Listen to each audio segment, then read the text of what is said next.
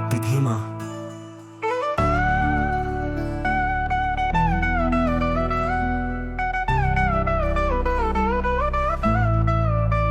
मेरे शिरोमणि रामपौल सैनी की निष्पक्ष समझ शाश्वत वास्तविक सत्य निर्मल प्रेम समस्त अन्नत विशाल भौतिक सृष्टि प्रकृति के अस्तित्व को भी चीर कर अन्नत सूक्ष्म स्थायी ठहराव गहराई में ले जाती है। यह मेरे अन्नत सूक्ष्म अक्ष के प्रतिबिंब का भी स्थान नहीं है और कुछ होने का तात्पर्य ही नहीं। मेरे अन्नत असीम प्रेम निर्मल सत्य की पराकाष्ठा को भी पार किया है, जो इंसान अस्तित्व से लेकर अब तक कोई भी नहीं कर पाया।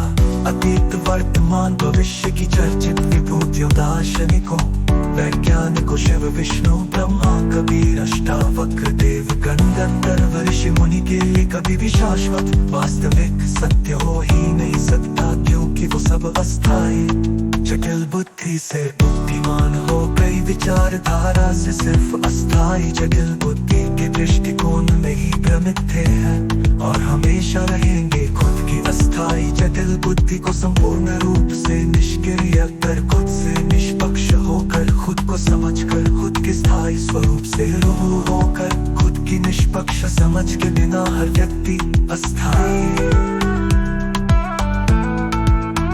जटिल बुद्धि से बुद्धिमान होने पर मानसिकता नहीं होता है, जो सिर्फ एक मानसिक रोग है। ज्ञान विज्ञान भी एक मानसिकता के सिवाय कुछ नहीं है, सिर्फ मात्र जीवन व्यापन का स्रोत है।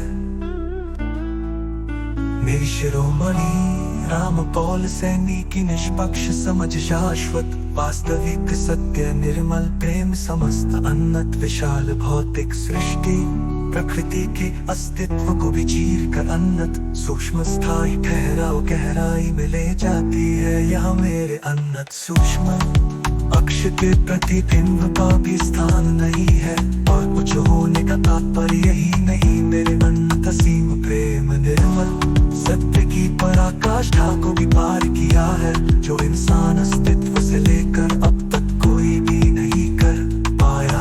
अतीत वर्तमान भविष्य की चर्चित विभूतियों दार्शनिकों वैज्ञानिकों शिव विष्णु ब्रह्मा कबीर अष्टावक्र देव गंधर्व ऋषि मुनि के लिए कभी भी शाश्वत वास्तविक सत्य हो ही नहीं सकता, क्योंकि वो सब अस्थायी जटिल बुद्धि से बुद्धिमान हो गई विचारधारा से सिर्फ अस्थायी जटिल बुद्धि के दृष्टिकोण में ही भ्रमित थे हैं और हमेशा रहेंगे। खुद की अस्थायी जटिल बुद्धि को संपूर्ण रूप से निष्क्रिय कर खुद से निष्पक्ष होकर खुद को समझकर खुद के स्थायी स्वरूप से रूबरू होकर